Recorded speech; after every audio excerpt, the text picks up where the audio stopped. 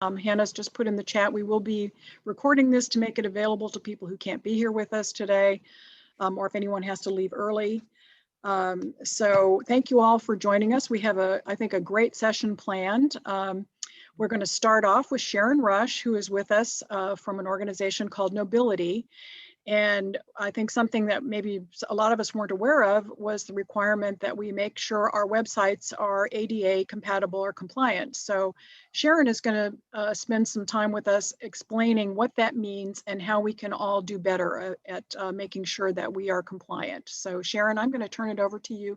If you need to share a screen, I think we have that availability. Thank you, Joanna. Thank you all for inviting me and for your interest in this. As Joanna said, I'm from an organization called Nobility. We're a nonprofit organization. We're based in Austin, Texas, and but we're a distributed team. It was before we started, we were kind of chatting about how this remote connection is here to stay, and we've actually been pretty remotely connected to our team and our mission for a long time. And it's been really interesting this year to see the rest of the world dealing with those challenges of, okay, now we connect remotely, and how do we make sure that everyone's included, even if they don't hear well or see well, or maybe they have mobility impairments and can't use the mouse as effectively as other people. And so that's what I'm here to talk about today, is access to technology and digital information for people with disabilities. So a little bit about what it is, why it matters, impact on people's lives, the business case. It really is, as it turns out, studies have shown good business, how to get started. And, if we have a few minutes for your questions, I'm going to try to do all of this in what, Joanna, 15 minutes? That would be great. So, and during the pandemic, of course, accessibility has been a lifeline to so many people with disabilities, able to work from home and participate in meetings like this, or all kinds of activities, go to school online. And you'll find, people talk about ADA compliance or WCAG, WCAG, WCAG conformance. And so there are a lot of definitions for what accessibility means. But when we at Nobility talk about accessibility, we're really pretty people-centered. We talk about the fact that people with disabilities can get the same information, have the same sorts of interactions, be active producers, not just consumers of content, and have those interactive online experiences the same as any other user. And if you think about this year and all the things we did or had to learn to do online, like attending school, going to work, social engagements, civic engagements, entertainment, all those things. And so imagine that for someone with a disability in isolation, the fact that that technology is accessible to them becomes really, really important. So ultimately, that's what we're looking at, the opportunity for everyone to be included. And as I said, there are a lot of reasons, like people have legal reasons. They don't want to have legal liability. The market of people with disabilities is large. They maybe want to connect to other markets. Technical reasons, things when they're designed accessibly tend to work better in general. And then, of course, the humanitarian, inclusive, civil rights reasons, and innovation, which I'm going to talk about in a minute. So I'm not going to play this video since it's a 4-minute video, but I would suggest if you go to this w3.org/WAI, there's a 4-minute video that really discusses the issue and gives some examples of people with disabilities and the different ways that they use technology. And Tim Berners-Lee, who's the guy who invented the World Wide Web, one of his famous quotes is about the fact that the web was designed to be universal. It was designed to include everyone. And so that aspect of accessibility is an essential quality of the web, the way it was originally conceived. However you define it or however you implement it, it's based on these 4 basic principles that regardless of your physical whether you're blind or have low vision or color blindness, whether you're deaf or just have trouble hearing, whether you have mobility impairments, that you can perceive. So the 4 principles are perceivable, operable, understandable, and robust. And robust means a lot of people with disabilities use assistive technology. So robust is a reference to the fact that however you build your online content, your digital content, it can be used across different kinds of devices. So the solution to accessibility is to make sure that when you design your technology or build your websites, that you're empowering all people and providing equal opportunity. The first guidelines for accessibility were written in 1998. So the field of digital accessibility really is mature. There's good information, good, solid implementation guides out there. Effective strategies are documented, they can be replicated, and there is a very, very clear business case. And that's what I thought I'd focus on today for this group, because there are so many studies now because of the number of years that accessibility has been an option, and advocates like us have been encouraging people, that these studies show that accessibility drives innovation. And an example of that I think everyone will be able to relate to is Siri. Apple implemented Siri because in their iPod, which they were trying to market to universities, there was no way for a blind person to interact with it. So they introduced this voice control. And what do you know? Pretty soon, certainly not just blind people who are using Siri. The increase in market share is due to the fact that there are 1 billion people on Earth with disabilities. And I think the next few slides go into some detail about this, but since we have such a small amount of time, you know, things like telephone, email, those were invented by people who were trying to include people with disabilities. Wheelchair ramps, if you think about those, you don't only see wheelchairs on the real wheelchair ramps, right? You see people pulling luggage behind them, travelers, or parents with their kids in strollers or baby carriages. So all of these kinds of things that were built with people with disabilities in mind turn out to be innovative things that are used by many, many people. And when you pay attention to accessibility, it really makes it easier. We hear so much these days about diversity and inclusion initiatives and creating an inclusive workspace or an inclusive outreach. And when you think about accessibility in your design, you're automatically ensuring that you're more able to reach people with disabilities, to include people with disabilities, and thereby to really support diversity and inclusion in a broad sense. The market share is the one I started talking about on the other slide, where you have 1 billion potential customers and their families. You see that studies show that people with disabilities are very loyal customers, because so much of the internet is not accessible, that when they find a product or a website that pays attention to accessibility, they tend to continue to shop there or to interact there. And again, the fact that you have more usable products for everyone. This quote on this slide is from the Microsoft App Developers Guide. And Microsoft has had, especially within the last 5 or 6 years, a very, very strong commitment to accessibility. And what they've said about it is that when you create inclusive software, you end up with improved usability, much higher customer satisfaction, and again, that idea of retention. And the legal risk is something that, even though Knowbility doesn't necessarily promote that as the prime reason to do this, the fact is that the legal liability does get a lot of attention from companies trying to avoid legal risk.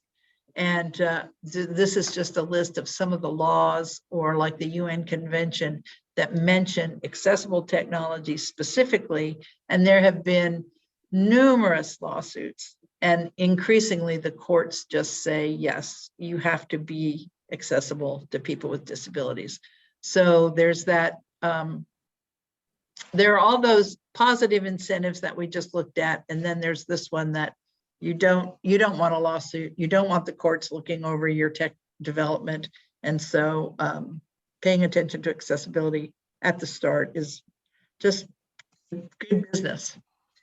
So the way that I always recommend that people get started in accessibility is to go to that website that I put the URL up before, w3.org/WAI.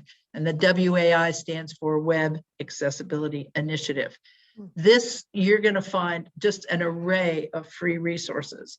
Those accessibility principles that I talked about, you'll get examples of how people with disabilities use the web. There are technical tutorials and toolkits and how to build an accessibility statement generator and just tons more. And then next week, as it so happens, we've got a training conference coming up. We usually held it at St. Ed's University here in Austin, but of course, we're still doing all this virtually as well. So if you go to our website, nobility.org, under the programs tab, you'll find Access U 2021. So if you have people who are building technology for you, it's a good recommendation. We've got courses from people from the very beginners, intermediate to advanced classes for people who've been in accessibility for a while. It's a really good way also to connect to the community and to even more resources. Generally, the most important thing is to get executive buy-in, get people to say, you know, somebody high in the company to say, yes, we're going to do this. And then you develop policy tied to your existing policy, set some goals. You have to do an assessment of where are we now in terms of accessibility, so you know where you need to go, establish a management structure. The thing about accessibility, digital accessibility, is that it's not just one person's job. So it has to become part of your company's culture and part of your overall commitment to your community and your stakeholders. So you assign responsibility across roles, provide training, integrate those support structures. And you might think about the same way that you at one time saw the external threats and thought, oh, you know, we have to integrate security into how we think about how we do digital business. The same is true with accessibility. You just integrate it into what you're already doing. Test, measure, and report. Inclusive practice becomes sustained throughout your organization. And there's a really good, again, I'm back to the W3C. This planning and managing guide is very, very helpful to take you step by step through that, whatever the size of your organization. And you know, sometimes larger organizations actually have more of a problem in implementing accessibility because there are so many opportunities for it to get siloed. And what you really want is for your accessibility effort to be integrated into your general practice. And that's it. That was my quick run through accessibility. There's my contact information. I don't know if we have time for some questions. I tried to talk fast. I hope I didn't talk too fast. And if there are any questions, comments, I'm open for it. Or if we're out of time, I can let the next presenters go. Sharon, we have a question that says, would you explain who W3.org is? Oh, sure. So the W3C is the World Wide Web Consortium, and it is the standards maker for the web. So, you know, most websites are built with HTML and style sheets, and the W3C are the people who decide this is valid HTML, this is valid code. So they are the standards maker for all the web. And then in, and I think they were founded about in 1995. And then in 1999, they came out with this set of realizing that accessibility was really important, just as important as valid HTML code. So they came out with these standards. And there are those 4 principles. There are 16 general guidelines, and then there are a number of what they call success criteria, which is like the checklist to see if you're actually meeting accessibility goals. All of those moderated by this global body that is a standards maker. Great, thank you, Sharon. Does anyone else have a question for Sharon before we move on? You can either put it in the chat or you can just say your question.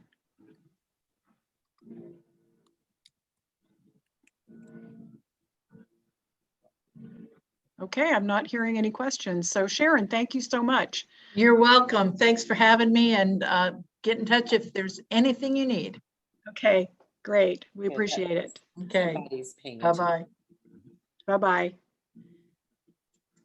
So we also have a very interesting panel discussion today on a new technology, non-fungible tokens, also called NFTs. And so we have a great group of people here to talk to us about this. So Cole Davis, an attorney that has been with us before, he's an intellectual property attorney, but recently he has been involved in developing some business around this blockchain technology. So he's going to kind of explain what non-fungible tokens and blockchain technology are. We also have Sam Bruckman here from Verdigrease Ensemble, and I think most of you are aware that he and his group just did an amazing performance that they offered through this new technology, the NFT technology. So he's going to explain their experience with that and maybe tell us a little bit about the outcome and how they approached it. And then finally, we have Taylor Curry with us, and he is a consignment director with Heritage Galleries. And he is going to talk to us about the marketplace. I think we have all seen examples, particularly in the visual arts realm, of artists who are selling their work this way. So we want to learn from him a little bit more about that. So I'd like to start with Cole Davis to really kind of explain what this is. So Cole, I'm going to turn it over to you. Okay. Blockchain, I mean, we could talk all day on it. It's somewhat complex. I got into this area in late 2016, early 2017, when I was looking for ways to automate certain copyright licensing workflows that I was frustrated with as a lawyer, primarily with what's known as synchronization licensing. So licensing music into audiovisual works under the Copyright Act, such as film and TV and video games. And at the time, it was, I mean, there's no, like, as we know, database, global magical database of who owns what copyright. So that was my primary interest. I've learned a lot in 4 years. And NFTs are kind of like the next evolution of applying blockchain to, or trying to apply blockchain to copyright-based industries. Blockchain, I'm going to keep it extremely high level today, because I think our goal is not necessarily just what is blockchain, but just think of it as a magic Excel spreadsheet, where in the cells of the spreadsheet, we can upload information that sort of tracks the state of whatever this system we're trying to track is.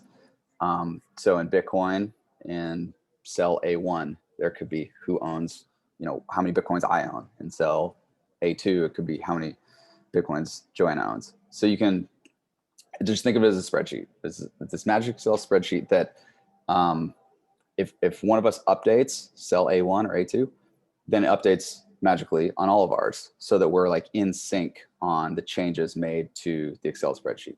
So kind of like Google Sheets, if you've ever used that, like a cloud-based Excel model, where Google handles the replication and consistency function. It's that, but without Google. So remove Google, and we're still able to maintain the same, like an in sync Excel spreadsheet. How it does that is complex, and we don't really need to understand that for today. It's a lot of complex math and economic incentives, but essentially we all have this magic Excel spreadsheet, and changes to the spreadsheet cells happen on sort of a peer-to-peer basis. And we all agree, based on some math and economic incentives, that we're going to update our Excel spreadsheet, and we're going to all update it kind of the exact same way, so that we're all in sync on the state of the spreadsheet. So again, in Bitcoin, what we do is we kind of upload tiny little snippets of computer code to that Excel spreadsheet that says Cole owns 10 Bitcoins, Joanna owns 5 Bitcoins.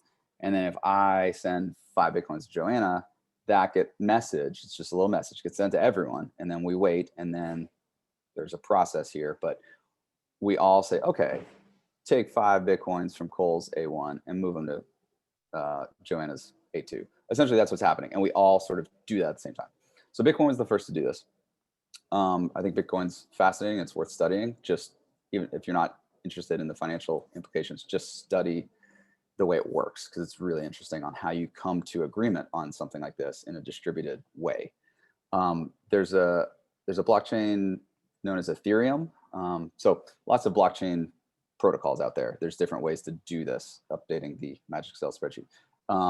Bitcoin is extremely limited on purpose on what you can put into that spreadsheet. Ethereum uses what's known as a general purpose programming language, which means you can put in anything you want into this Excel spreadsheet. So any sort of software you want. That makes things really interesting, because then if someone uploads some little snippet of software code into cell A1, well, it's going to update in all of our Magic Excel spreadsheets. And then someone can interact with that software code.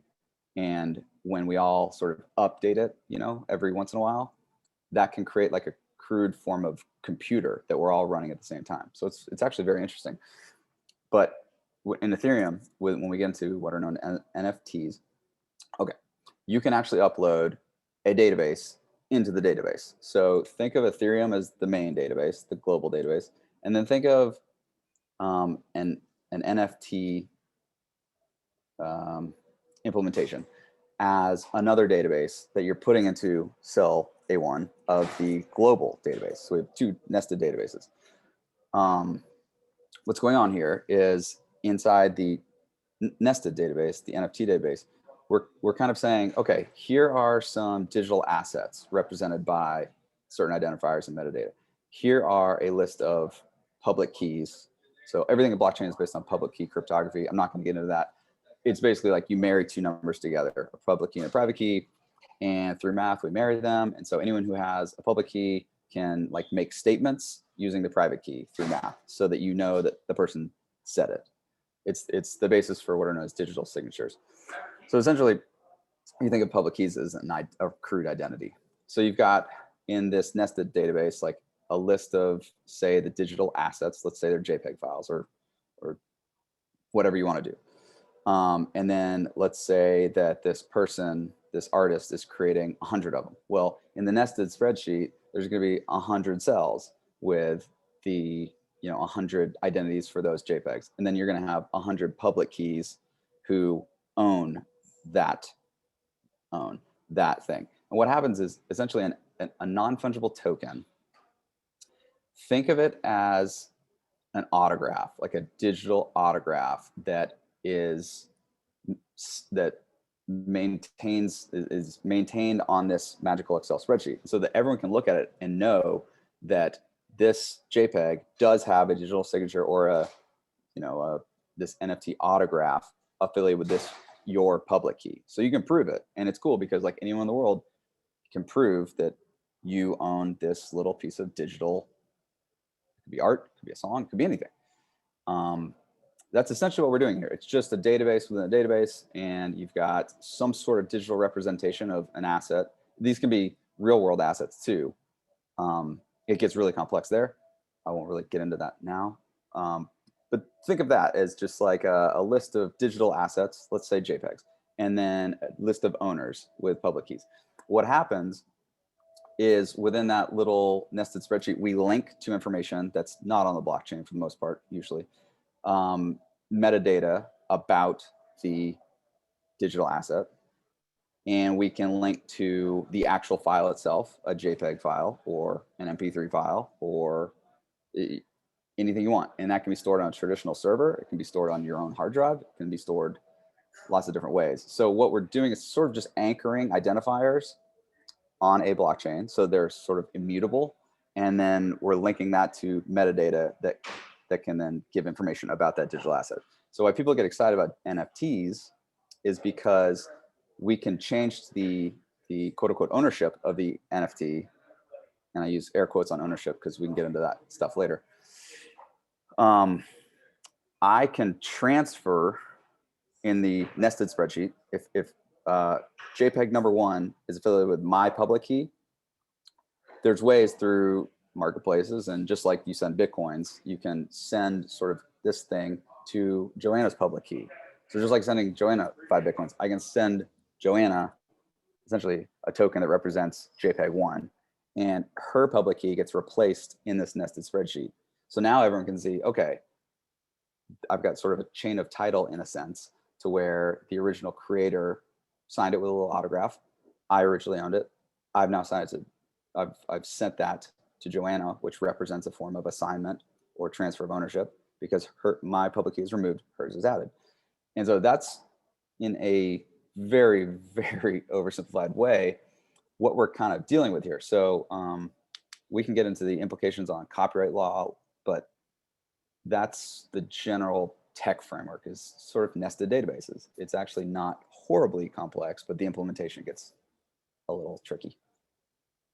So Cole, it's essentially sort of like shares of stock in a way, in say a piece of art that you have, you can. It's not necessarily ownership in the traditional sense. So I guess we need to focus on ownership. So the way these things work, let's say, go back to our JPEG. If the artist creates 100 limited edition versions of this JPEG and creates a nested spreadsheet with 100 spaces in it, essentially what they're saying is, okay, I've created 100 of these JPEGs that I've essentially autographed. You know, I'm not selling you the JPEG itself. I'm certainly not transferring the copyright in the JPEG. I am providing to you, in exchange for usually some sort of money, digital money, the right to put your name in that spreadsheet. And the whole world can see that you're in there as one of the owners of this digital art. Where it gets very complex is you have to read the terms of service on some of these NFT marketplaces and NFT platforms, and you have to read. So the software code that implements all this, that gets uploaded to the global database, the Ethereum, usually it's a lot of the stuff's in Ethereum, but it can be done in any sort of smart contract blockchain. That computer code is known as a smart contract. I try to not use that term because it's complex. People think of legal contracts, and everything I do is in the legal world dealing with the blockchain. So I try to differentiate that and not get people confused. So just think of it as computer code that sits on the global Ethereum database, and it implements a nested database. So yeah, as we know, ownership of copyright is tricky. And say, just because I sell you a CD of my music, it doesn't mean I've sold you my music. It doesn't mean you own the right to make a copy of that CD or perform that CD publicly or make a derivative work of that CD, you know, because like there's the bundle of rights that comprise a copyright. And so an NFT itself is just, again, you are a public key listed in this nested database, and then it depends on what the artist or the creator says in some sort of terms of use. A lot of, like, this is the Wild West. So there's not a whole lot of copyright lawyers or lawyers in general advising these people who are creating NFTs. So what you're kind of seeing is unfortunate in that people think that they're buying, like, say, a JPEG, and then they get to use that commercially, or they get to do whatever they want with it, make copies of it, or use it, you know, maybe in their brand, and they'll get a cease and desist letter. And so some of these NFTs are like blatantly infringing trademark and right of personality rights. Uh-oh, can y'all hear me? It says connection unstable.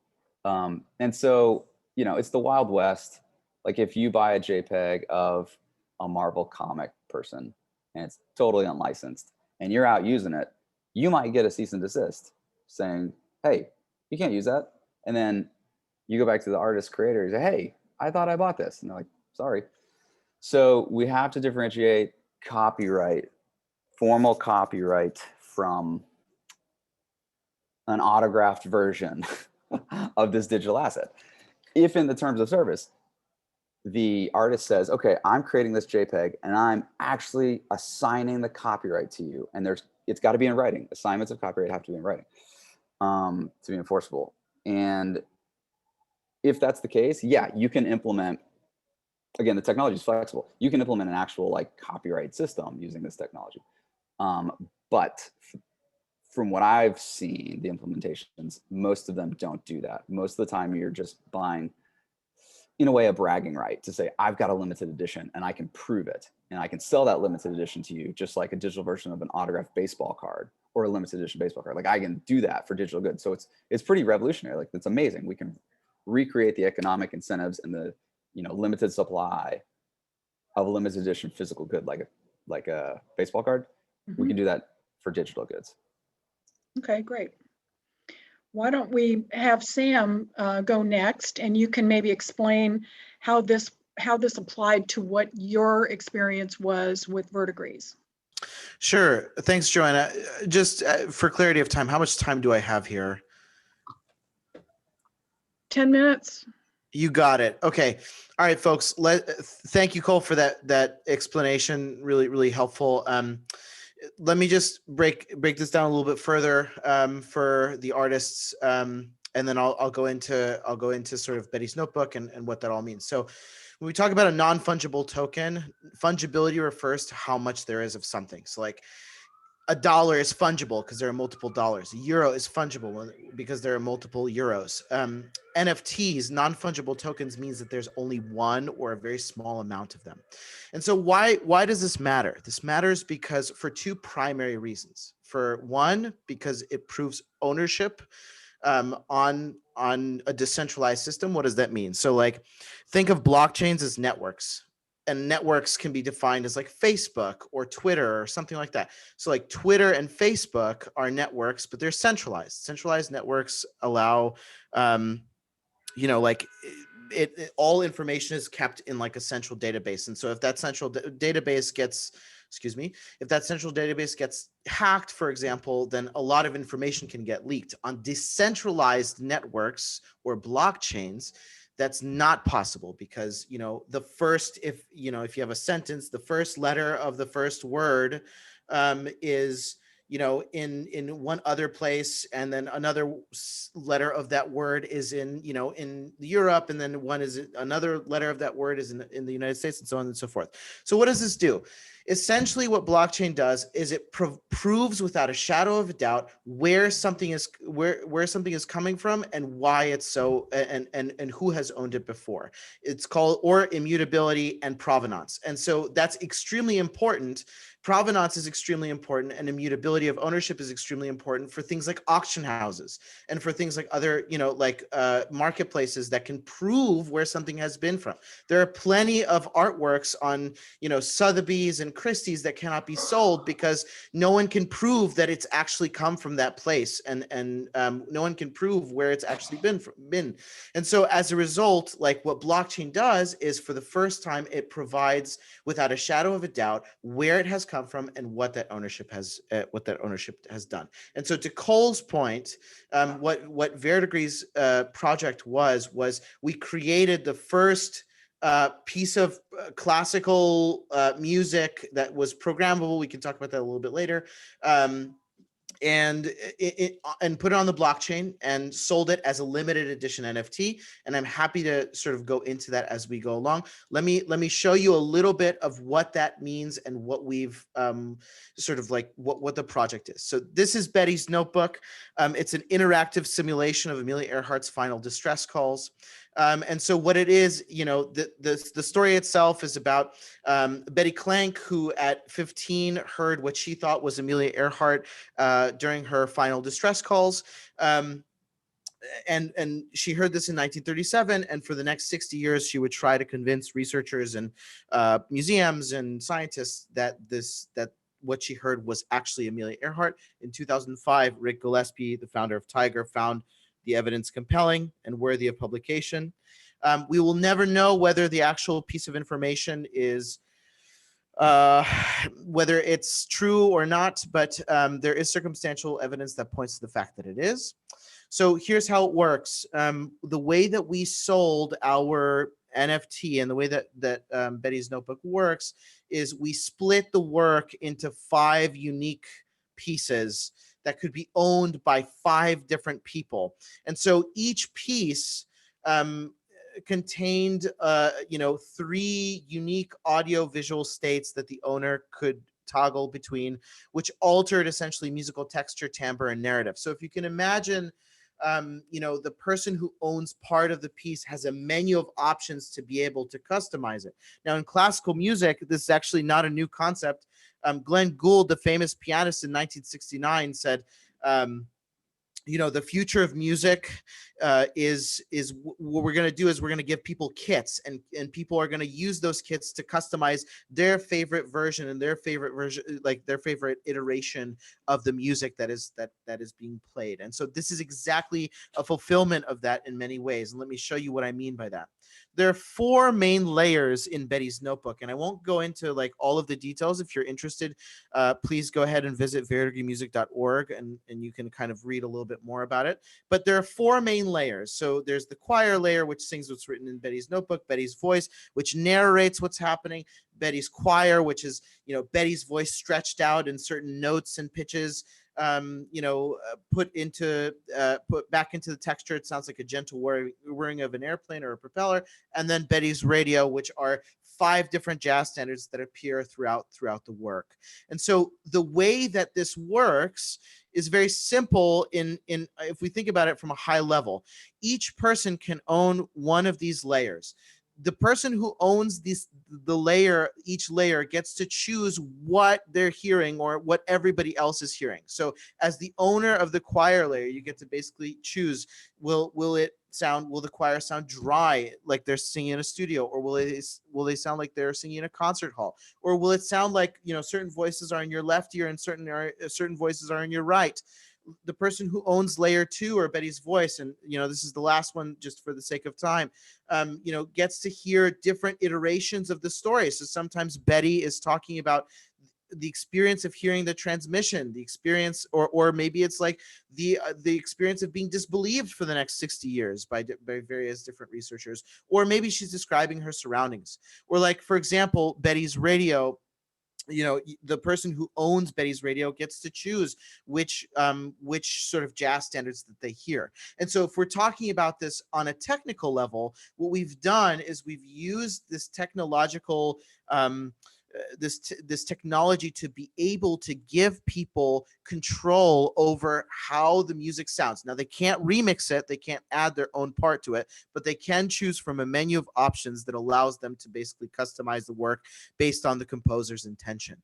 And so from that perspective, if we're talking like physically what is in these NFTs and these non-fungible tokens, like the choir, it's 3 different MP3s that are imbued in algorithmic code that then someone, can toggle between the 3 MP3s that they own on the blockchain or on the network, so to speak. And so I said that there were 5 sections of this. I'm showing you 4. The 5th one is the master track NFT, or the master track that gets to experience these changes in real time. And actually what we're doing is we're creating a physical radio that will have an LCD screen that will display the artwork, which you saw in the previous slide, which is actually created by Brian Brinkman, who is an Emmy Award-winning artist with Saturday Night Live and The Tonight Show. He's actually coming to Dallas at the end of May, and speakers you'll be able to hear the audio and the visuals in real time. And so in that way, it's very fit for private collections, galleries, et cetera, et cetera, et cetera. And so why is this, what was the outcome? So basically what ended up happening, and this actually happened in almost in real time, over the weekend we sold the piece at auction for $375,000 to a collector named Metapurse. Metapurse is most notably known for purchasing Beeple, if you heard that headline, 69 million at Christie's, the artwork by Beeple called The First 5,000 Days. So this was the same collector as that. We're very, very thankful for that. We're very proud of that. We think that this is, it's the first use case for classical music and performing arts on the blockchain, or one of the first, especially in classical music. And I'm happy to answer any questions about this. I'll also put in a link for you guys to be able to visit the website on which it is on. Just full disclosure, the website is Async Art. That is the minting platform that we used. It is all about programmable artwork, or dynamic artwork that changes over time. And this was one of their first waves. Veridegree was featured on their first release of programmable music. So I'll go ahead and put that in the link here, and I'm happy to answer any questions. I hope that was succinct enough and clear enough for you guys. As always, thanks, Joanna, and like I said, happy to answer questions. Thanks, Sam. Why don't we hold questions for Sam until we've kind of gotten through this first part. So I'm going to ask Taylor Curry now to talk a little bit about the marketplace for this kind of artwork, and maybe a little, if you could give us a little historical perspective on it, as well as, you know, how is it working, and, you know, what is your perception of where this is headed? So I'm going to turn it over to you, Taylor. Sure. Thanks very much for having me. Just a quick little bit of context. I work for a company called Heritage Auctions. We're a Dallas-based auction house that does about $1 billion a year. I work in the New York office, but I have about 500 colleagues in the Dallas area. So we're big proponents of Dallas, and I always enjoy heading down to Dallas when I can. I'll keep this sort of somewhat short as well. I think Sam and Cole did an amazing job of sort of laying the groundwork, so to speak. I think I'll look at this from sort of the market perspective with my sort of auctioneer hat on.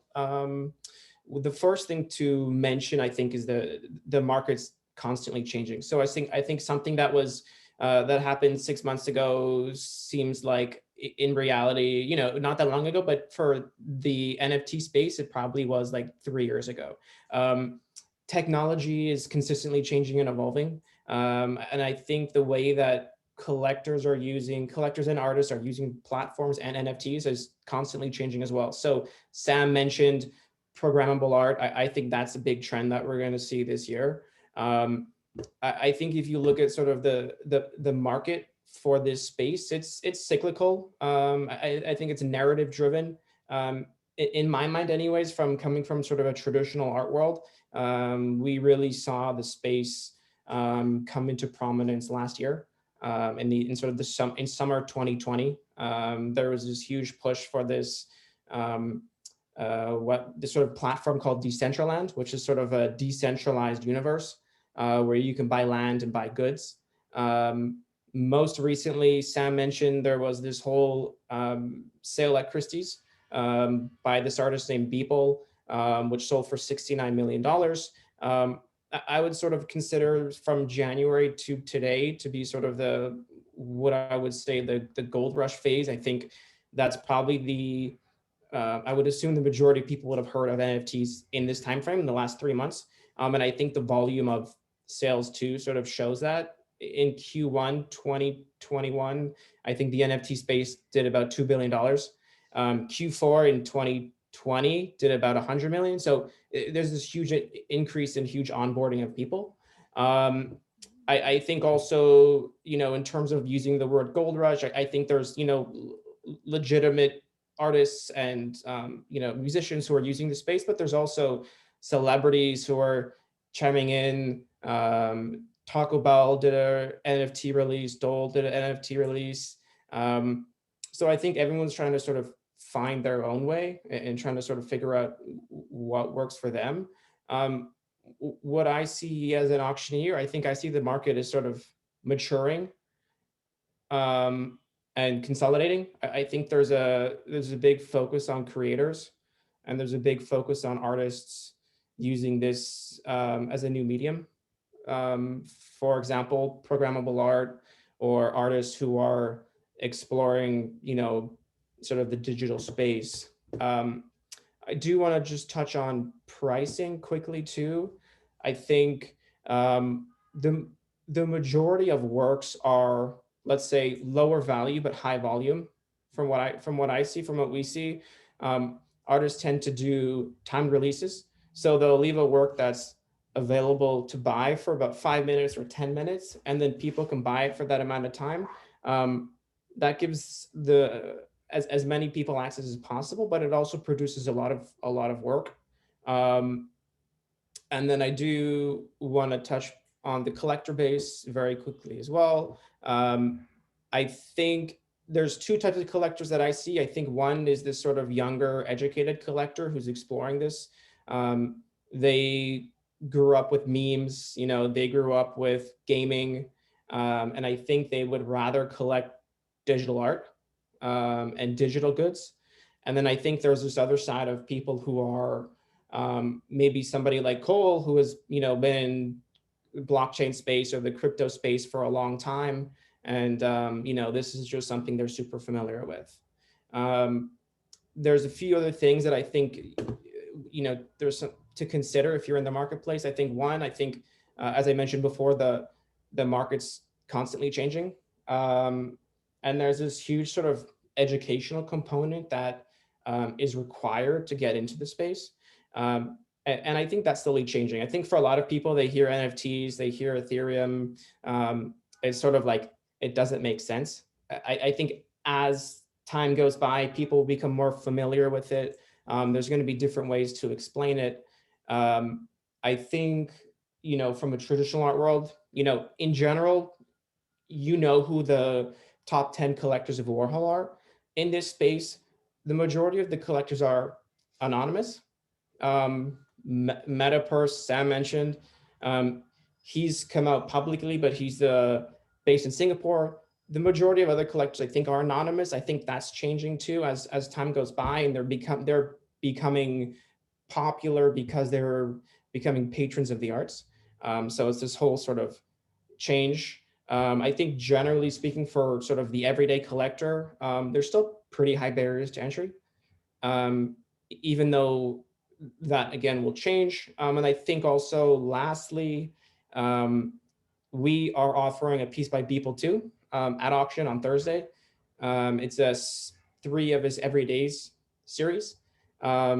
So this whole NFT art space is moving from, I think, from a subcategory online, sort of the depths of the internet, to this sort of legitimate space and this legitimate place where people can have conversations about art and conversations about music and how we use technology in that format. So I'll probably stop there. Maybe there's some questions. We do have a question from someone. What is the motivation for someone to buy an NFT artwork? Can he or she resell it to someone else? Sure. I think it's the same way people buy art. I think people buy art because they actually like the image. I think in this purpose, you like the image, you're supporting the artist. And I think some people prefer to collect digital art. I just think that's a new medium that people are going to explore. Another question for you, Taylor, is can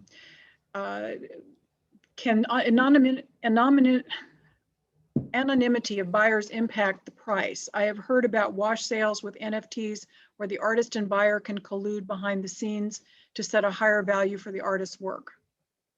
That's a good question. So Sam said he sold his piece. I guess I don't know what platform it was, but in general, there are because it's on the blockchain, you can see who bought it and you can see how much they paid for it. In general, I would say that it probably prevents a little bit of a run up or sort of more transparent pricing. But, again, there's sort of ways around it. And Taylor, another question is, what do you see the implications in exhibiting this work? Do you think we will ever see museum exhibitions for this work? Definitely. There's a sort of this collective in New York, and they've put on a show of NFT work in Soho. And it's this sort of artist-led group. And I think people are still figuring out how to display it. how to show it. I think that's an educational component that I think I mentioned earlier. But in general, you put it on the screen. I think in 20 years, we're going to have screens all around our house. And there's really cool things that you can do with art. I mean, art can change, this artwork can change by the season, by the day, and you can program in all these really interesting ideas. So people are still exploring that. And I think that's super interesting. And what about, this could be for any one of you on the panel, what about an artist or an arts organization that's interested in getting into this? What do they need to do to get set up to do this? So Sam, maybe you could talk about what were the steps you had to take to be able to do Betty's Notebook, to get that out into the as an NFT option? I think there are a couple of things.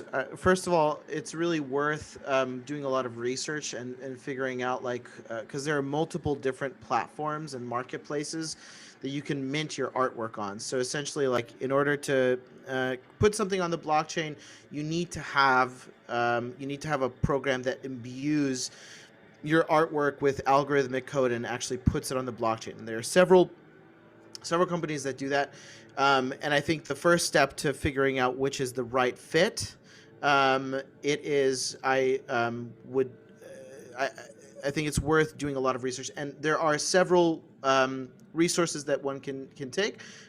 There are, and I'll happily write out some of the marketplaces in the chats for you to take a look at. But there are also lots of conversations happening around this. Many Twitter spaces, many clubhouses. This is where things are going. I would recommend a website called nfts.tips to check out sort of like the different steps for you to take. And they host a clubhouse every day, if not multiple times a day, to new and up and coming artists coming into the space.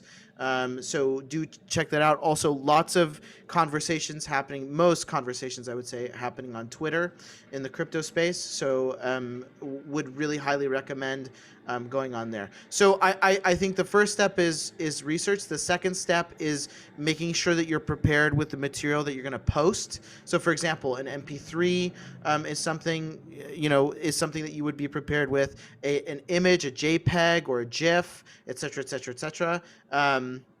All of that kind of thing. So what I think the first step is research. The second step is making sure that you're prepared with the files that you need to be able to put onto the blockchain.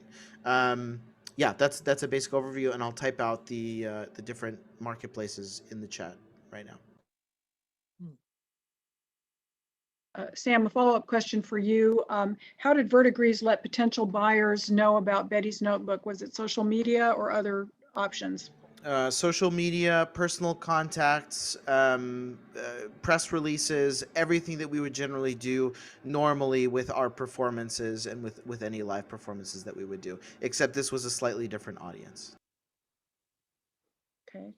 And Cole Davis has posted in the chat a link to a comprehensive overview of NFTs for anyone who wants to learn more about them.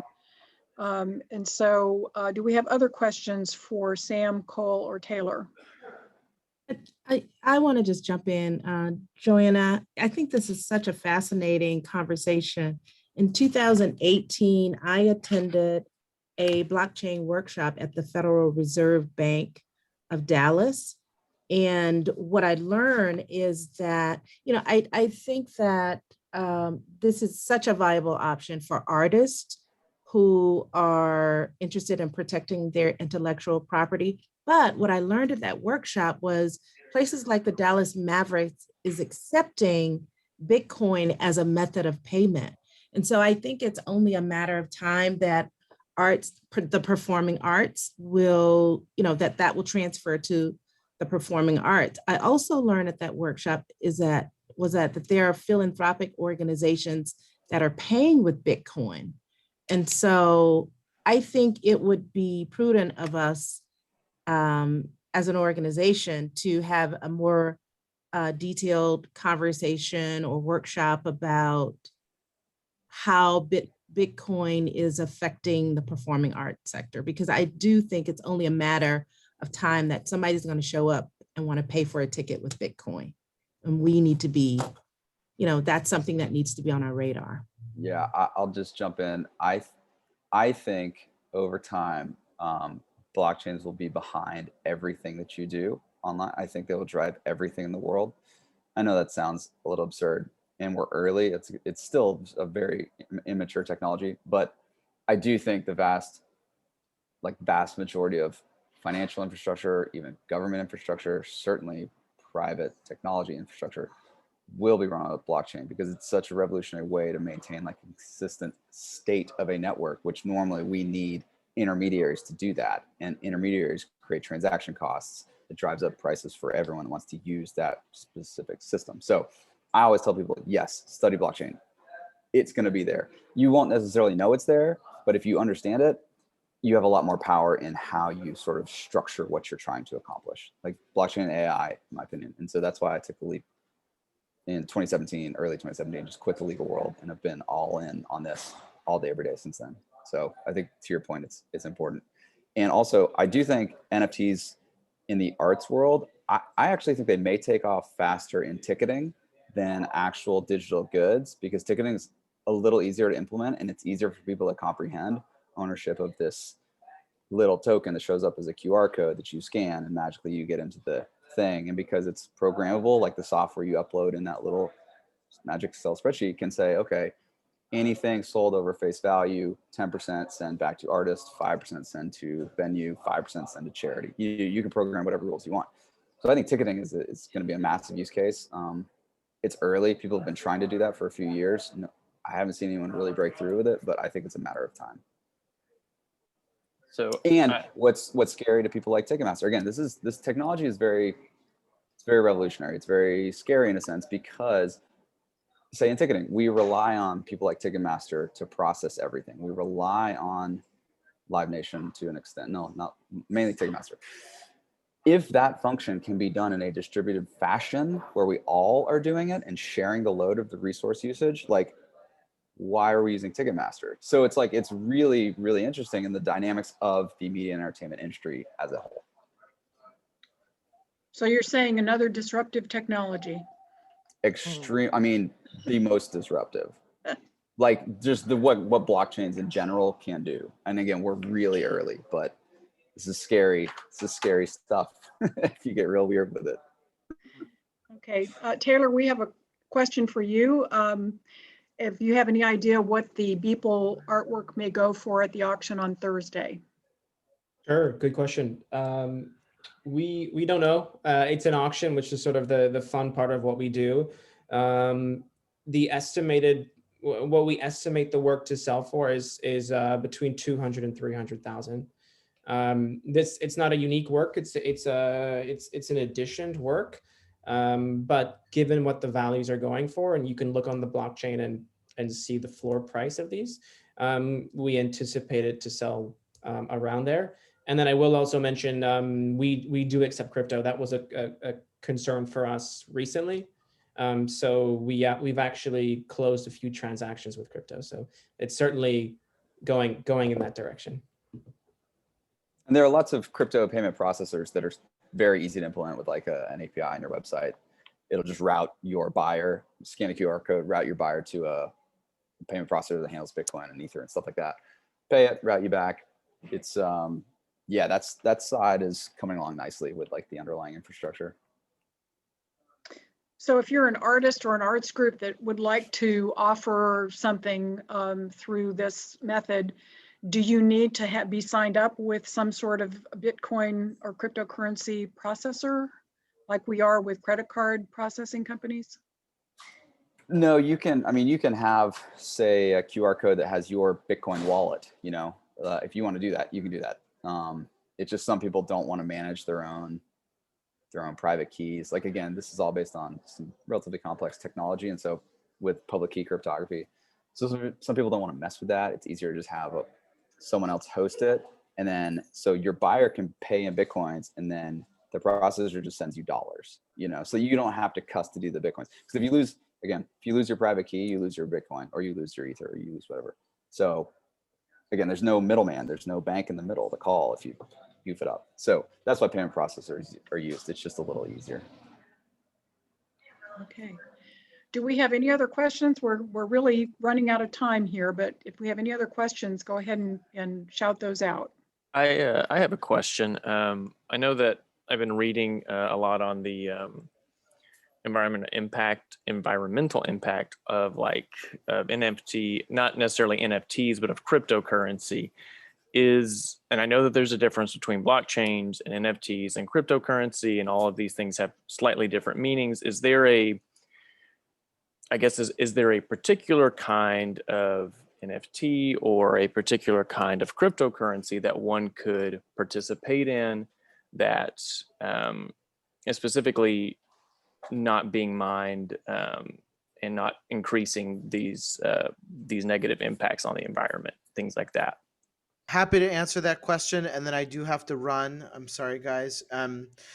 John, I just sent a link to a blog by Sterling Crispin, who has a very significantly in-depth sort of discussion on environmental impact of NFTs. I think the vast majority of what we're seeing is we're not sure exactly what the environmental impact is of NFTs fully.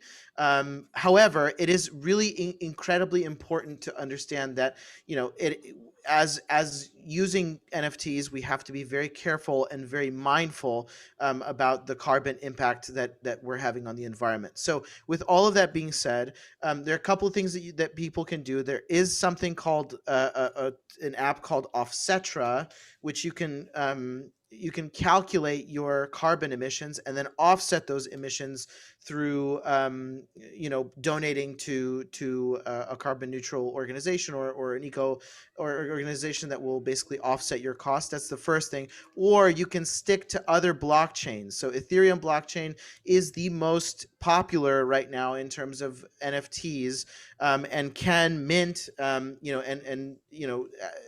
first of all, that blockchain is being improved as we speak. It's called ETH 2.0 and will probably be here in 2 years. In the meantime, you can use other blockchains like Tezos.